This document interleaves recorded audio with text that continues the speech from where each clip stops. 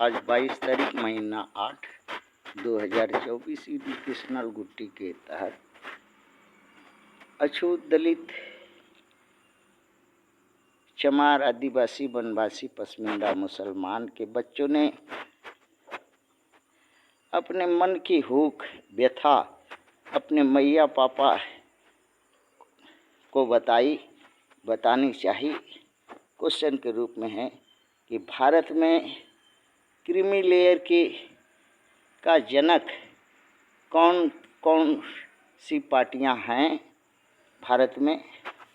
क्या ST SC OBC and minority को हक पद अवसर से दोनों दुष्ट पार्टियां भारत में बीजेपी और कांग्रेस और उनके एलायंस उन वर्गों को के साथ खेला किया, बंदर बना करके नचाता है। जबकि जनरल कैटेगरी में क्रीमी लेयर का अकूत संपत्ति है, ब्राह्मणों के पास, क्षत्रियों के पास, वैश्यों के पास और 2-1 OBC के पास कभी भी सीलिंग नहीं लगाया।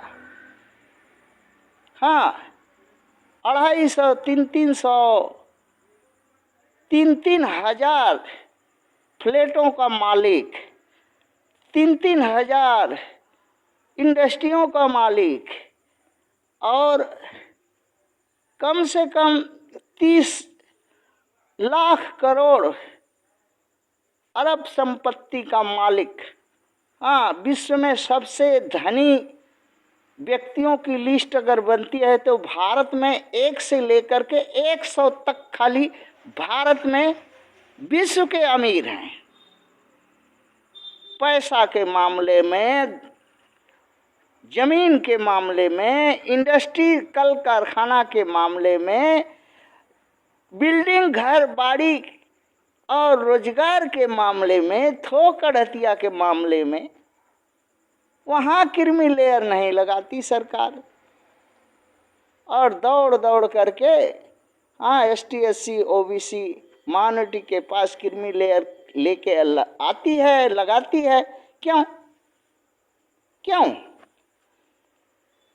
क्रीमी लेयर जरूरतमंद परिवारों को वंचित करती है, जरूरतमंद परिवारों को बंदर बना करके वोट के लिए अपना अगवाड़ा पिछवाड़ा में घुमाती है और घूमने के लिए बाध्य है। यही चाल है इन सरकारों का, मनोवादी का। क्रीमी लेयर भारत में खत्म कैसे होगा, ये भी बच्चों ने पूछा है, जानना चाहा है। उत्तर में बच्चों ने कहा है कि क्रीमी लेयर का जनक कांग्रेस है, बीजेपी है, उनके सहयोगी दल हैं।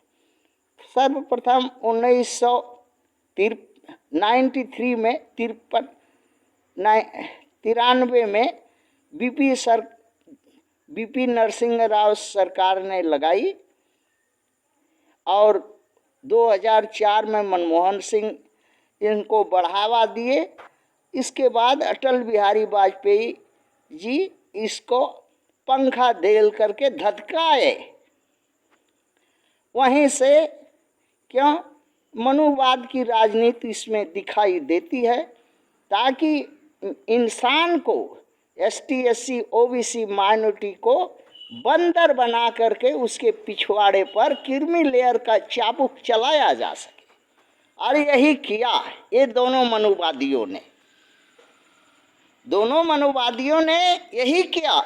और ज़्यादा चाबुक चलाने 2014 से ये जो मोदी गवर्नमेंट है और भी इन जातियों का, ST SC OBC and minority का अवस्था खराब की, दुर्दिन कर दी। अर्थात अब अगवाड़ा पिछवाड़ा, धन धर्म अगवाड़ा पिछवाड़ा देने के बाद भी अवसर नहीं मिलता। ऐसा इन जातियों का स्थिति ये मनुवादी 2 जातियां कर दी। इसका इलाज एक ही है, भारत में अच्छे सच्चे लोग नहीं हैं। कोई अपने को अच्छे सच्चे इस देश में बन नहीं सका, नहीं बनने कोई आगे आके कहता है कि हम अच्छा सच्चा इस देश का है। दुष्ट है, भड़ुआ है, गणुआ है। हाँ, इस देश का नागरिक, मतदाता, यहाँ के निवासी, अगर कोई एक भी सच्चा अच्छा मिला होता भारत में, ईमानदार, तो ये मनुवाद बेईमान को ही बार बार सत्ता है दोनों पार्टियों में,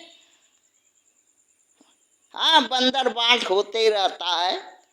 इसका खात्मा हो गया होता है, तख्ता पलट दिया होता है। तख्ता कभी पलटता नहीं। क्यों नहीं पलटता? क्यों नहीं पलटता है? क्यों नहीं पलटता तख्ता? कोई अच्छा सच्चा देशभक्त क्रांतिकारी वीर शहीद होने के लिए क्यों नहीं तैयार होता? इस इतना 150 करोड़ भारतवासी में से जो सबको लेके चले, हाँ, जो मनुवादी को, हाँ, नस्ता नबूद करे। जब तक मनुवाद रहेगा तब तक कोई कुछ भी भला किसी का नहीं होगा। ये क्रीमी लेयर मनुवाद का दूषित मानसिकता का परिभाषा है, जो अपने लोगों के लिए नहीं लगा करके सिर्फ SC ST OBC और माइनॉरिटी को हक वंचित करने के लिए लगाया और चलाया।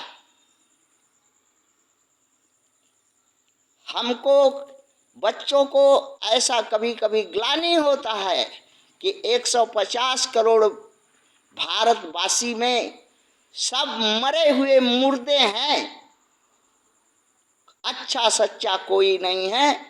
इसीलिए मनुवाद फूलता फलता है और क्रीमी लेयर का, हाँ, बंदर के जो है देशवासी को बना करके गला में रस्सी डाल के पिछवाड़े में चाबुक लगाता है।